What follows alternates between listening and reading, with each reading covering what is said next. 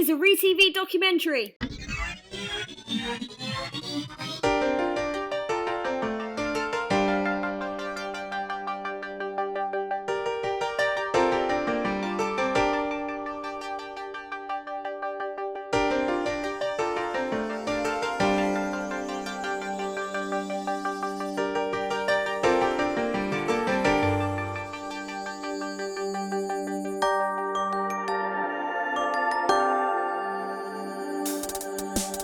Episode 10 of the ReTV series, Crocodile Tears.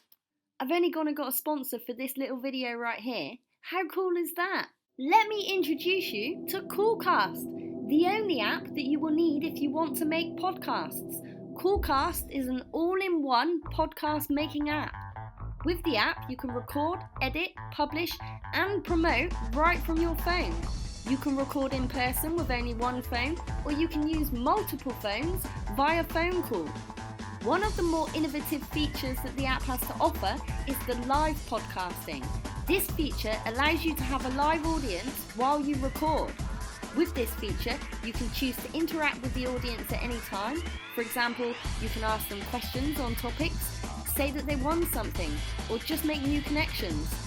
With this feature alone, Coolcast brings something new and innovative to the podcast world. If you make or want to start making podcasts, you really should make Coolcast the next app that you download. How'd I do? Did I do a good job? You gonna go download it?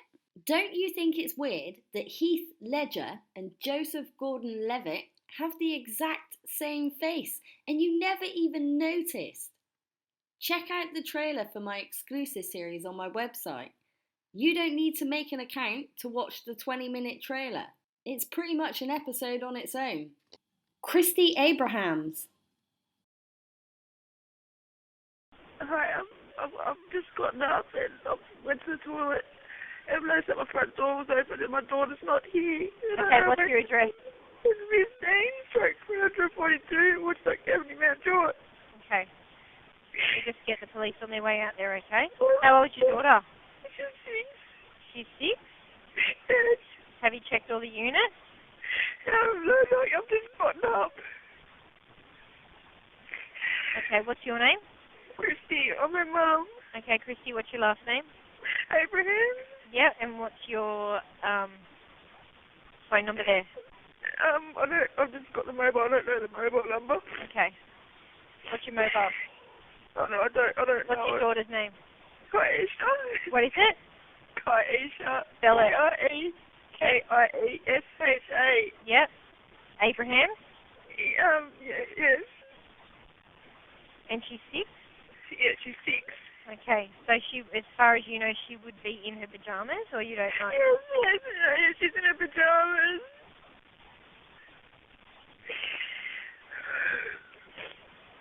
Okay. So what time would you have last seen her? Last night? I put her to bed at 9:30, 9:45. If you want to hear the rest of that call, follow the link in the description. This info came from the Daily Telegraph, so you can bet your ass that not a word of it is true. But I don't want to ruin story time, so let's pretend that lamestream media doesn't lie to us just for a second. In August of 2010, Christy Abrahams and her partner Robert Smith reported 6-year-old Kaisha Whippet missing. Abrahams told police and reporters she had put the little girl to bed around 9:30, but she was gone by the following morning. But even from early days, homicide detectives believed there was a different, more disturbing truth behind the disappearance. I'm watching. I'm watching. 6-year-old Kaisha Whippet, the cute little girl with the big smile.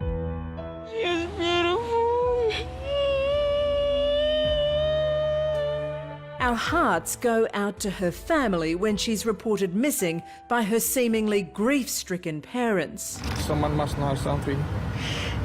Please come forward. But right from the start, many close to the family have their suspicions about Kaisha's mother, Christy Abrahams, and stepdad, Rob Smith. You want to see her? Can they please contact the police? The New South Wales Police were never fooled by Christy Abraham's crocodile tears. Piece by piece, they methodically gathered evidence.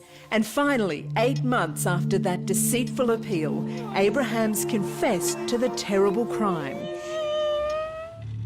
And within hours, detectives found Kaisha's body at a remote bush grave on what would have been her 7th birthday. It was Good Friday when the police officer come knocking at my door at 2 o'clock and told me that they had just arrested Christy and Robs with Kaisha's murder. I think I spent about 24 hours crying. Why'd she have to kill Kaisha?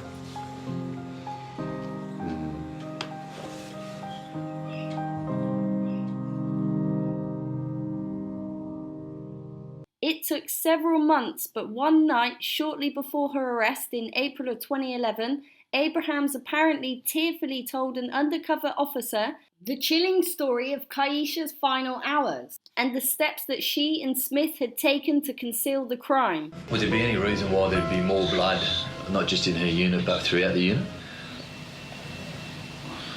What are you trying to say? I'm just saying that when we forensically examined the unit, there's an amount of Kaisha's blood throughout the unit. And I'm just trying to ask you how that would have got there. I don't know. We're just trying to get to the bottom of this. You're very angry. Yeah, well... At us.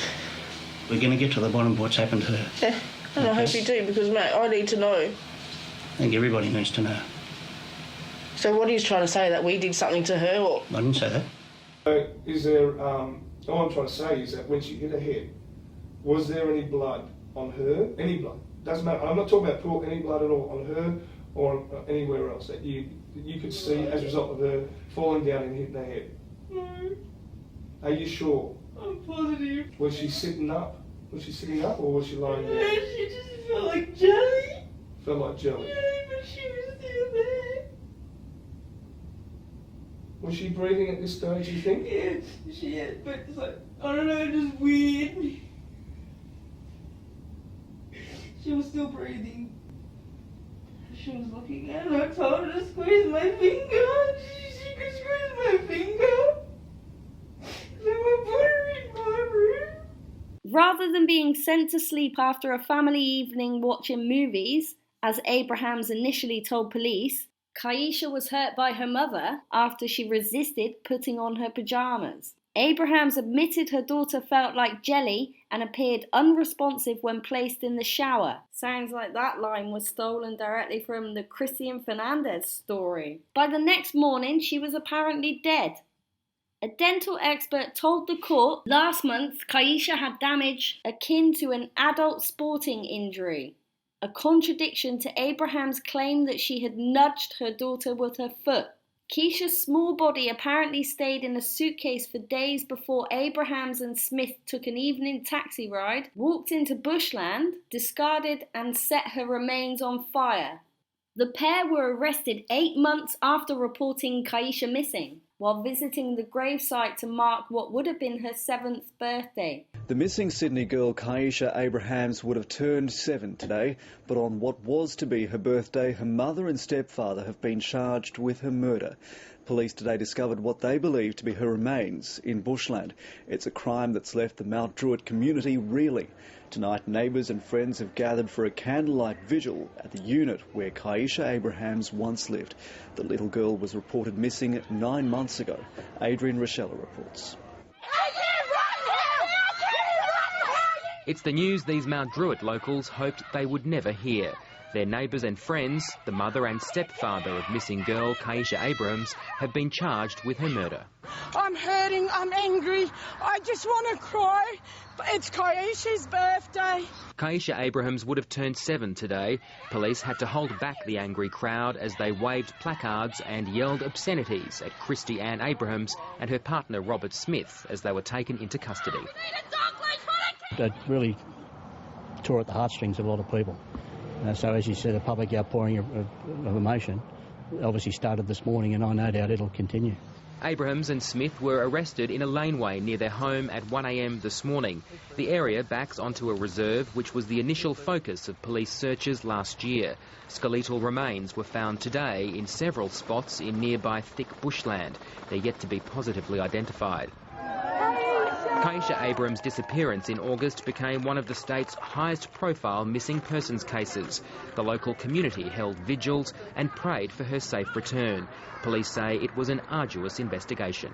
We had tremendous community support all along the way, and I think it was simply the case that we never wanted to give up on this matter. And I think today, I suppose,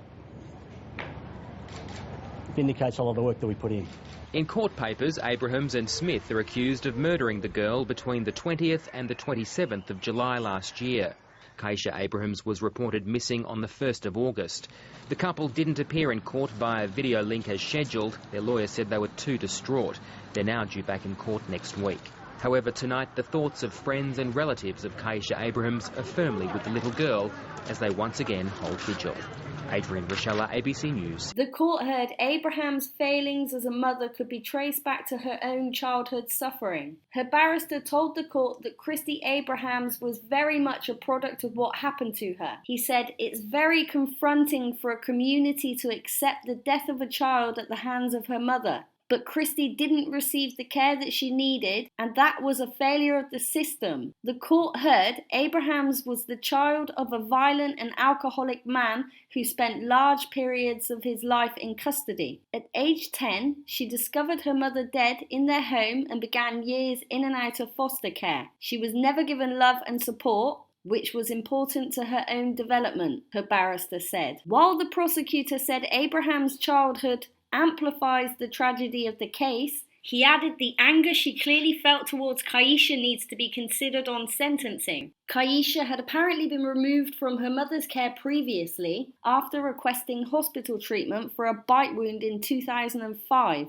Abrahams apparently pleaded guilty to the assault in court and was forced to complete an anger management course before Kaisha was returned to her in December of 2006. Kaisha's post-mortem revealed serious physical abuse, with the court told the damage escalated in seriousness, particularly in the last 18 months of her life. The damage to Kaisha's remains, which were set alight at her burial, means the exact cause of death will never be known. Abrahams was apparently sentenced to 21 years and 6 months for murdering her daughter. She was also apparently sentenced to 18 months for interfering with a corpse. She will apparently serve a minimum of 16 years. Robert Smith, Abraham's partner and the man who reportedly buried Kaisha, pleaded guilty to manslaughter and was sentenced to at least 12 years. Anyone has seen her? Can they please contact the police?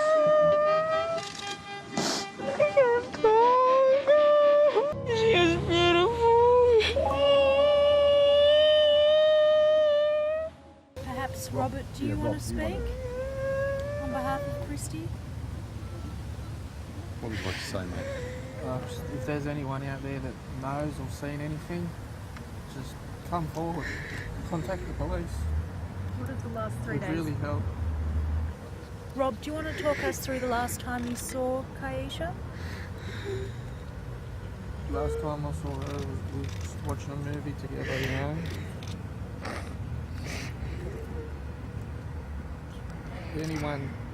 Someone must know something.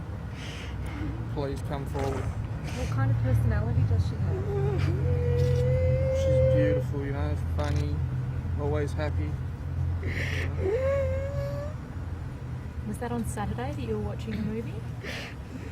The last movie we watched was The Golden Compass. Rob, how have the past 48 hours been for you and Christy? Can't describe how it's been. You don't know until you put yourself in my shoes. Just hope that she's found as soon as possible. That's what we need. Safe and well.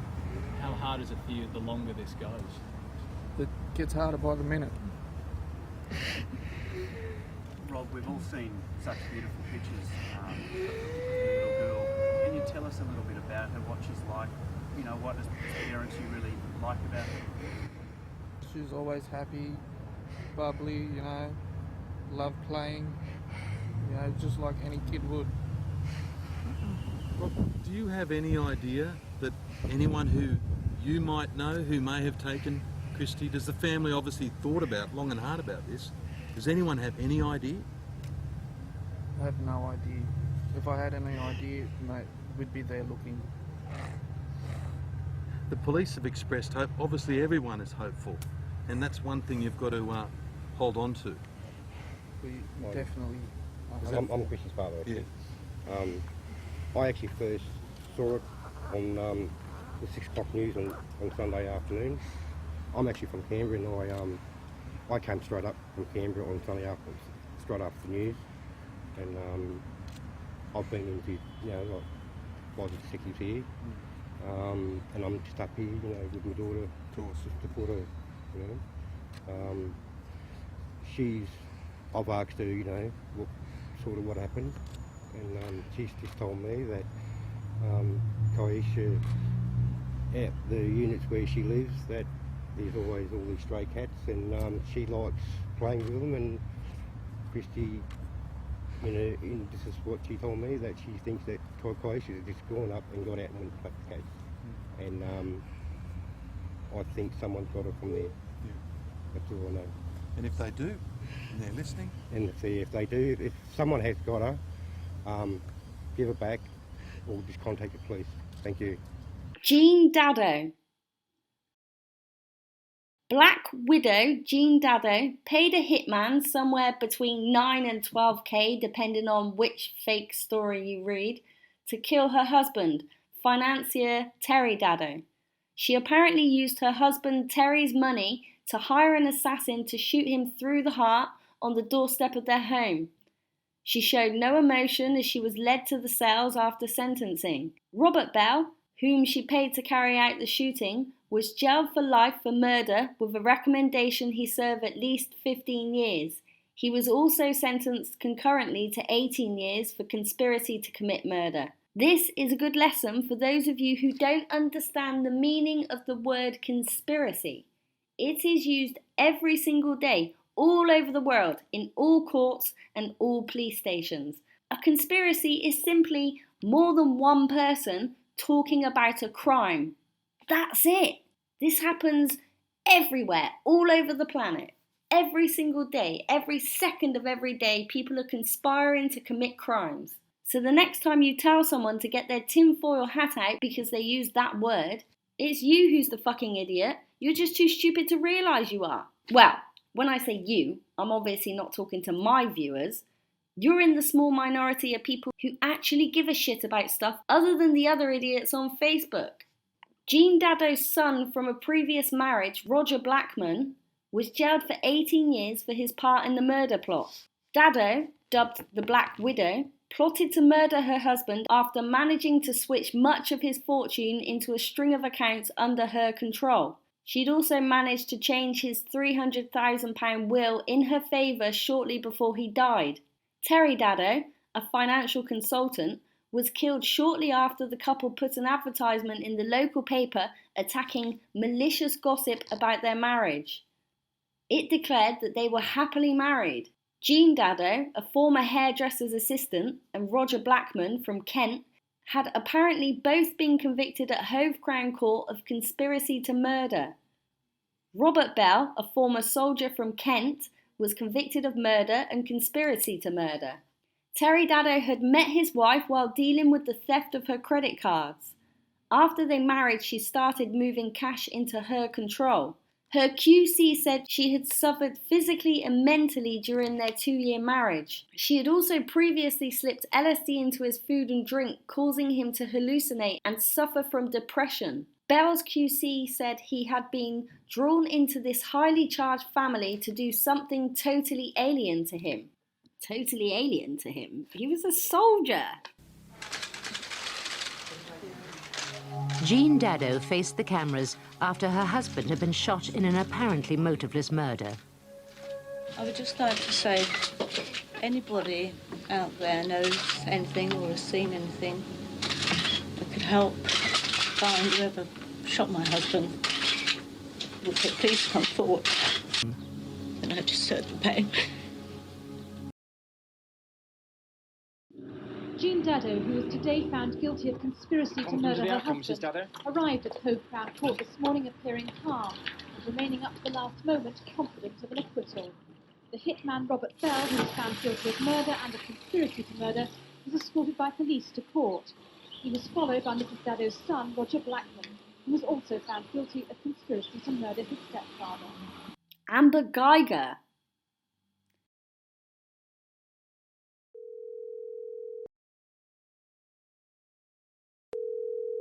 Get up, man. Dallas 911, this is Carla. Where's your emergency? Hi, this is an off-duty officer. I need EMS. I'm in number. What's your address? Do you need police as well or just EMS? Yes, I need both. Okay, what's the address? I'm at apartment number 1478. I'm in 1478. And what's the address there? It's 1210 South Lamar, 1478. Yes. What's going on? I'm an off-duty officer. I thought it was in my apartment, and I shot a guy thinking it was my apartment. You shot someone? Yes, I thought it was my apartment. I'm fucked. Oh my God. I'm sorry. Okay, and where are you at right now? I'm in. What do you mean? I'm inside the apartment with him. Hey, come on. What's your name? I'm Amber Guyger. I need to get me. I'm in. Okay, we have help on the way. I know, but I'm gonna lose my job. I thought it was my apartment. Okay, and hey, man. fine. Hold on. Fuck. This is one of those stories put out there to make people think that cops are held accountable for their crimes, but we all know they aren't. Just remember, when you hear stories like this, that they serve one purpose: to divide us. We are stronger together. Don't forget that. Anyway, here's the official version of the story as told by the writers of Wiki. On the 6th of September 2018, off-duty Dallas Police Department patrol officer Amber Guyger apparently entered the apartment of 26-year-old accountant Botham Jean and fatally shot him. Guyger said that she had entered the apartment believing it was her own and that she shot Jean believing he was a burglar. Guyger's apartment was apparently on the 3rd floor, directly below Jean's apartment on the 4th floor, in an apartment building with mostly identical floor plans on each level. Guyger testified that she thought Jean's apartment was hers, that she found the door slightly ajar, that she thought Jean, who was sitting in a darkened living room eating ice cream, was an intruder, and that she feared Jean would kill her. After Guyger reportedly shot Jean, she called 911.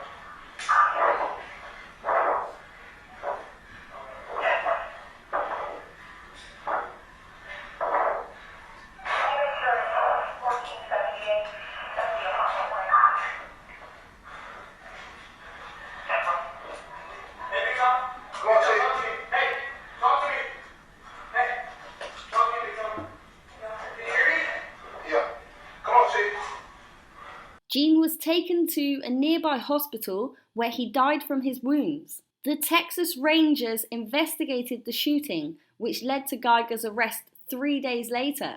Guyger was initially charged with manslaughter, but was later charged with murder. The initial charge of manslaughter and the racial aspect of the shooting resulted in protests in the following days. Over a year later, on the 1st of October 2019, Guyger was found guilty of murder. The next day, she apparently received a sentence of 10 years in prison. Can you imagine the sentence if it was the other way around? If someone killed a cop under the same circumstances? There would be no court. the sentence would be death by the other members of the largest, deadliest gang in the world. Botham Jean apparently worked at PwC, but guess what? No sign of him on the payroll. Ever! You've told us about how you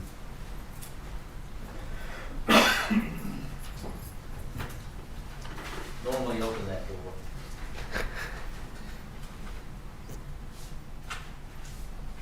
But it didn't happen that way, did it, that day? Okay.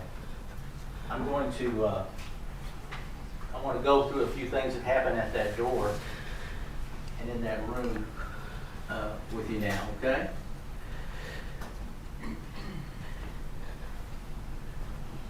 Yes, sir. Now push.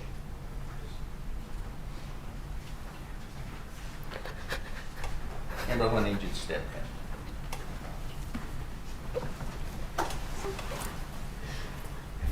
Okay.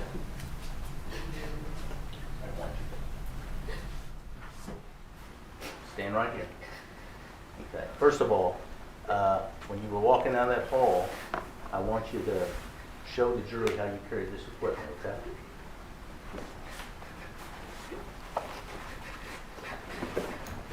Your Honor, can you take a break?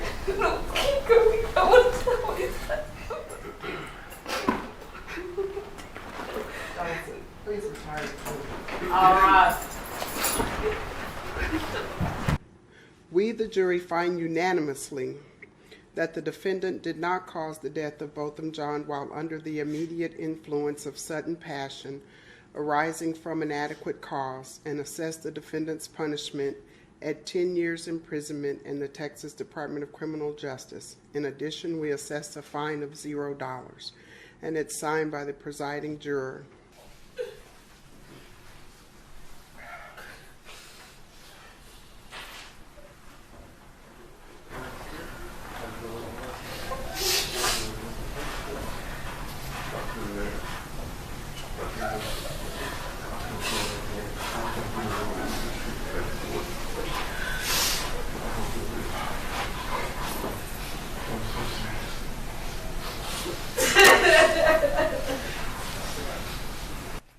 I forgive you, and I know if you go to God and ask Him, He will forgive you. I don't even want you to go to jail. I want the best for you, because I know that's exactly what both of them would want you to do. And the best would be give your life to Christ. Again, I love you as a person, and I don't wish anything bad on. We've got a little bonus clip for you. We've got a bonus idiot crying crocodile tears. Not technically a murderer by most people's definitions.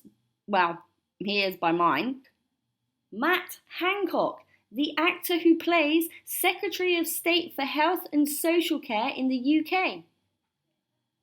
Anyone with eyes can see that this isn't crying. He is desperately trying to suppress his laughter, and he did a shit job of it. Duping delight generally refers to micro-expressions. This isn't a micro-expression. He's desperately trying to suppress his laughter, and he did a shit job of it.